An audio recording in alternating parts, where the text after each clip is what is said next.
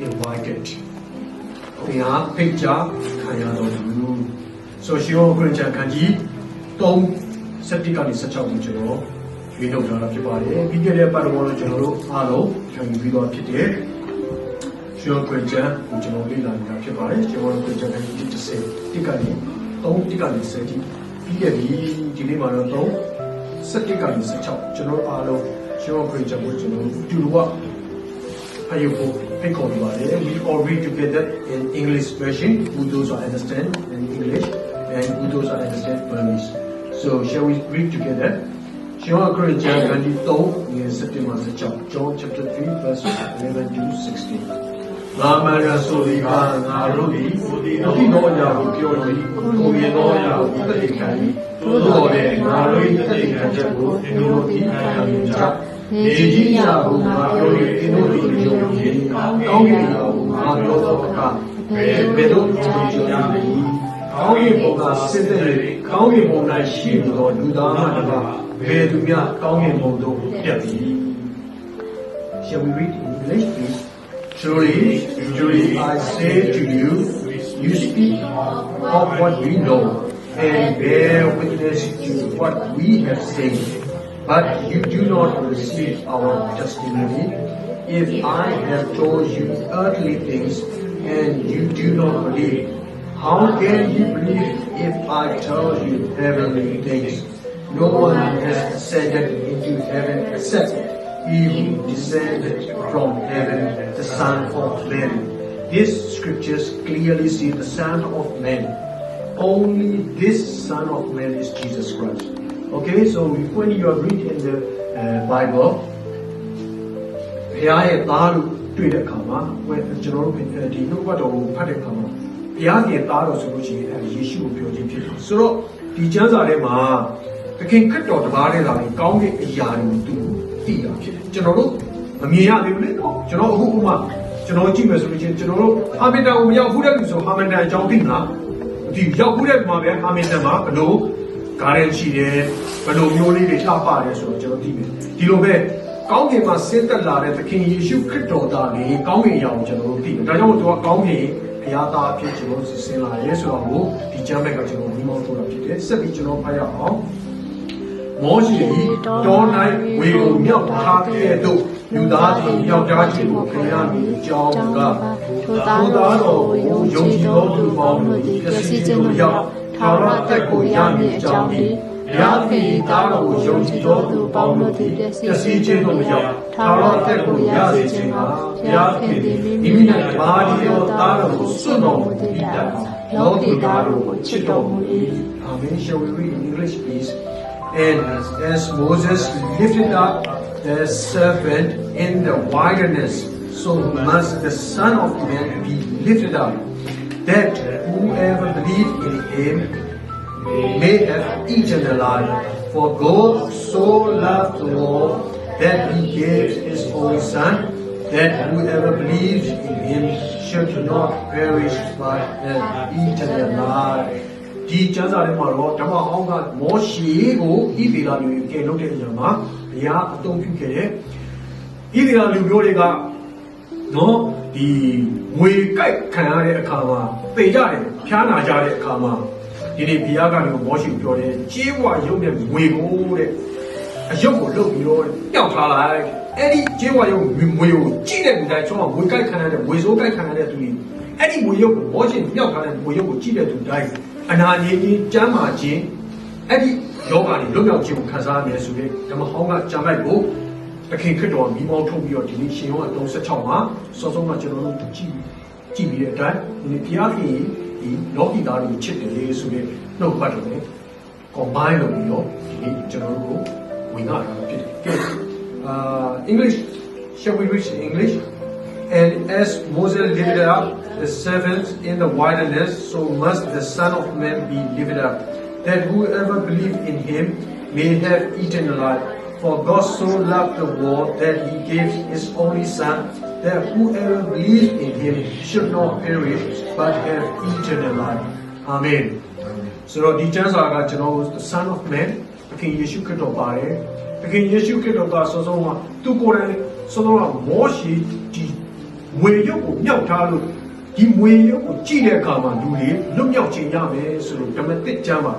ဒါတဲ့အခါမှာသခင်ခရစ်တော်ကကားတဲ့လူကအသိခံတာဖြစ်ပါတယ်ဒီပုံရိပ်ကိုဓမ္မဟောင်းကပြတယ်ဓမ္မသစ်မှာသခင်ခရစ်တော်အသိခံခြင်းကြောင့်လို့ကောင်းကင်ကဆင်းသက်လာတဲ့သခင်ခရစ်တော်ကောင်းကင်အရာကိုပဲသိတယ်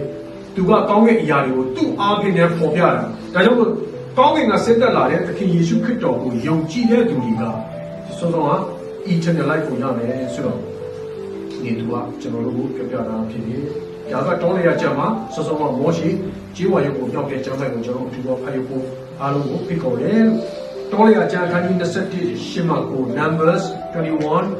8 to 9တော်ဘုရားကလည်းမိမွေရုပ်ကိုလုံးရတောင်းပေါ်မှာမြောက်ထားတော့အကြိုက်ခံရသောသူတိုင်းကြည့်ရှုလျင်အသက်ချမ်းသာရ၏မောရှိအားမိန့်တော်မူသည့်အတိုင်းမောရှိသည်ကျေဝါဖြင့်မွေကိုလုံးရတိုင်းပေါ်မှာမြောက်ထားပြီးဝေကံသောသူမိသားကျေဝါကိုကြည့်ရှုသောအခါတန်းချရကြ၏ဆာလောမုန်ရဲ့မှားတဲ့ကောင်တော့ဝေကြိုက်ခံရတဲ့လူတွေအဲ့ဒီကျေဝါကိုဝေကိုစောမြောက်ထားတဲ့ကျေဝါကိုကြည့်တဲ့အခါမှာအသက်ချမ်းသာရစေအရာကဆိုတော့တခင်ခရစ်တော်ဓမ္မသစ်မှာကားတယ်မှာတည်ခံတဲ့အရာကိုယုံကြည်တဲ့တိုင်းအသက်ချမ်းသာတာထာဝရတဲ့ကိုရတယ်ဆိုတော့ဖြစ်တယ် English လို့ shall we read together and the Lord said to Moses make a fiery serpent and set it on a pole and everyone who is beaten when he sees it shall live so Moses made a bronze serpent and set it on a pole and if a serpent bit anyone he would look at the bronze serpent and live amen ဆိုတော့ဒါပဲဘောကျမတော်ရကျမမောရှိကိုဘုရားကြီးပြင်ဆင်ထားတဲ့အရာဒီနေ့တစ်သက်မှာပြည့်စုံတာကယေရှုအဖြစ်ဆိုတော့ကျွန်တော်တွေ့ရဖြစ်တယ်ဆိုတော့ဒီနေ့ကျွန်တော်တို့စောစောကကျမ်းပိုက်ထဲမှာဖတ်သွားတယ် heavenly things ကောင်းကင်အရာရှိသလိုဒီနေ့ earthly things ရှိပါတယ်နော်ကျွန်တော်ကောင်းကင်နဲ့ပတ်သက်တဲ့အရာရှိလို့လောကနဲ့ပတ်သက်တဲ့အရာရှိကောင်းကင်နဲ့ပတ်သက်တဲ့အရာကတော့သခင်ခရစ်တော်နဲ့သက်ဆိုင်တယ်အခုကျွန်တော်သခင်ခရစ်တော်ယုံကြည်တဲ့သူအရောက်စီတိုင်းကကောင်းကင်နဲ့ပတ်သက်တဲ့အရာကိုသက်ဆိုင်ရတာဖြစ်တယ်ဒါကြောင့်လို့ကျွန်တော်လောကမှာရှိနေတဲ့အရာတွေကြွယ်ဝမှုတွေပိုင်ဆိုင်မှုတွေဂုဏ်ပြိုင်မှုတွေမာနတွေဒီအရာတွေကကောင်းကင်နဲ့သက်ဆိုင်မှုဆိုတာကျမ်းစာထဲမှာဖော်ပြတာဖြစ်တယ်ဒီနေ့ဒီလိုပဲကောင်းကင်ရဲ့အရာကကျွန်တော်တို့ကိုယ်တိုင်ဘုရားသခင်တပါးတည်းသာပဲကျွန်တော်တို့မြင်ရတာဖြစ်တယ်ဘုရားသခင်နဲ့သာကျွန်တော်သက်ဆိုင်တဲ့အရာဖြစ်တယ်လောကကြီးကျွန်တော်ဒီခုမြေကြီးပေါ်မှာသက်ဆိုင်နေတာတစ်ပင်မြင်ရတယ်လူမြင်ရတယ်လေမြင်ရတယ်လေဆိုလို့ရှိရင်လေတိုက်တဲ့အခါမှာလေကကြားရမယ်နော်မြင်တော့မမြင်အောင်ဒါနဲ့ရေမြင်ရမယ်မြေကြီးမြင်ရမယ်ကောင်းဒီကောင်းတဲ့အရာကိုကျွန်တော်မမြင်နိုင်ဘူး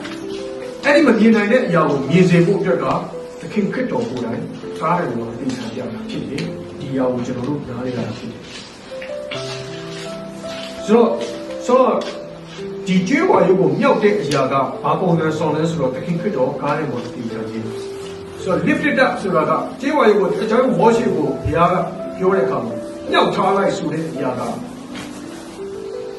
အခုဥပမာကျွန်တော်မြောက်ထားလိုက်ပြီဆိုလို့ရှိရင်မြေကြီးနဲ့ကျွန်တော်ပွားဟပါတော့ဖြစ်တခင်ခရစ်တော်ကျွန်တော်ဒီကားတဲ့ဒီကြောင်ကြည့်မယ်ဆိုလို့ရှိရင်ဒီမြေကြီးပေါ်နေသူ့ကိုကားတဲ့ကိုတင်လိုက်တဲ့အခါမှာမြေကြီးနဲ့တူတဲ့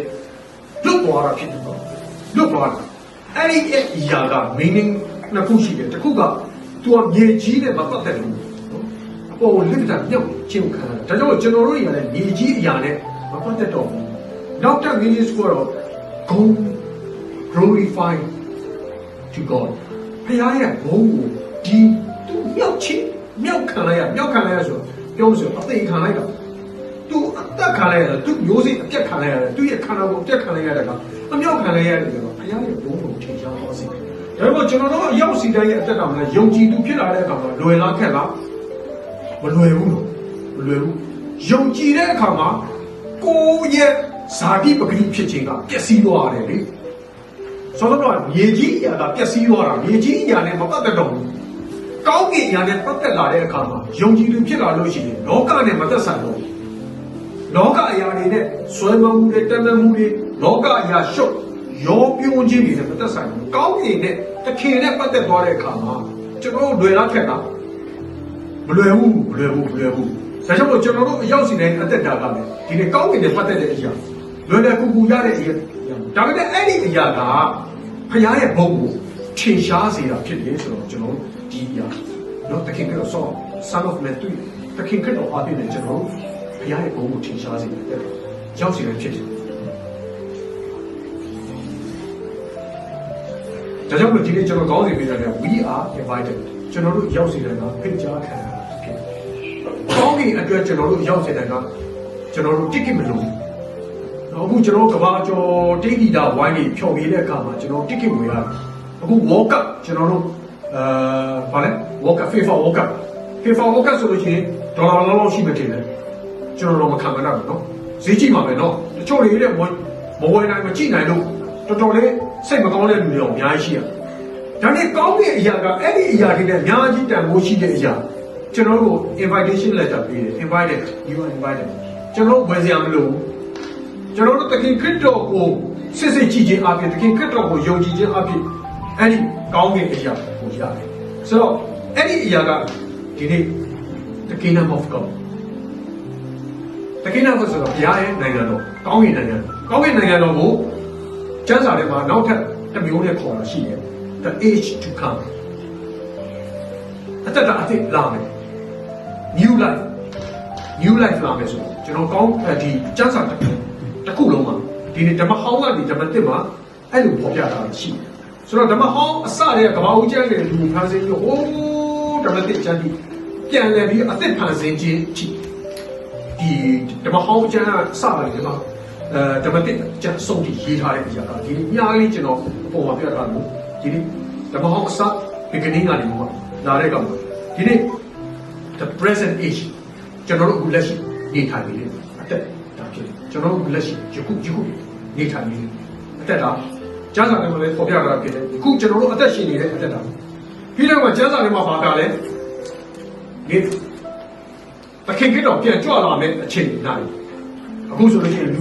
တွေခံမှန်းခြင်းနဲ့ပြောနေကြတယ်ကျမ်းစာထဲမှာလည်းပြောထားတဲ့အရာရှိတယ်နော်တချို့တွေအပါပျက်စီးမယ်ဆုံးရှုံးမယ်အဲ့ဒါပြီးတော့မှနောက်ထပ်ကျွန်တော်တို့အခုလာမယ် the age to come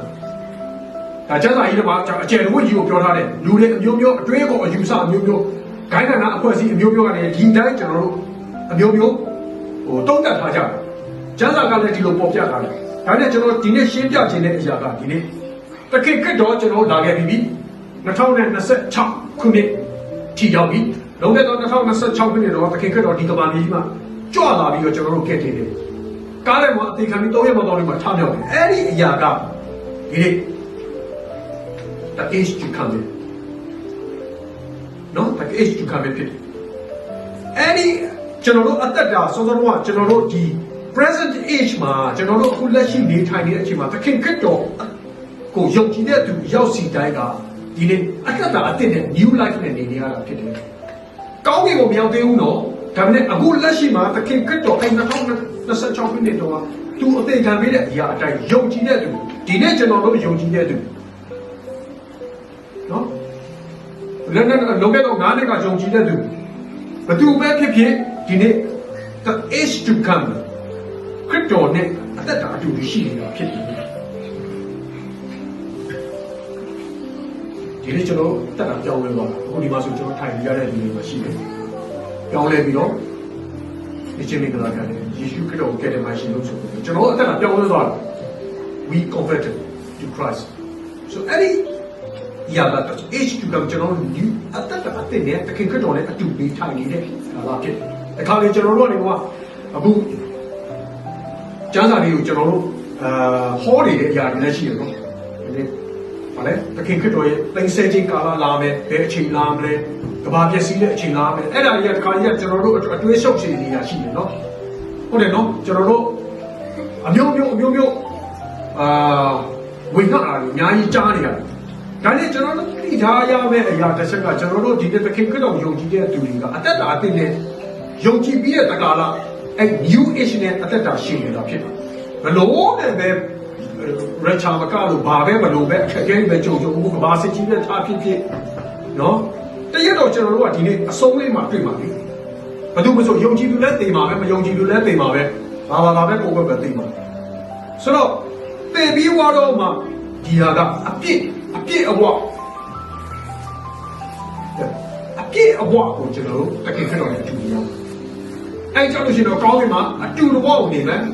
နော်ပြီးရင်ကောင်းကင်တဲ့မြေကြီးတဲ့မှာကျွန်တော်အတူလာနေတယ်ဒီကဘာမြေကြီးမှာအသက်မှာကျွန်တော်အတူနေမှာတကယ်ခက်တော့အခုလက်ရှိမှာတော့ကျွန်တော်ဆိုတော့ညာအဆက်လေးတွေပြထားတယ်ကျွန်တော်ညဝါထင်တွေတကယ်ခက်တော့မနေရတယ်လို့လဲ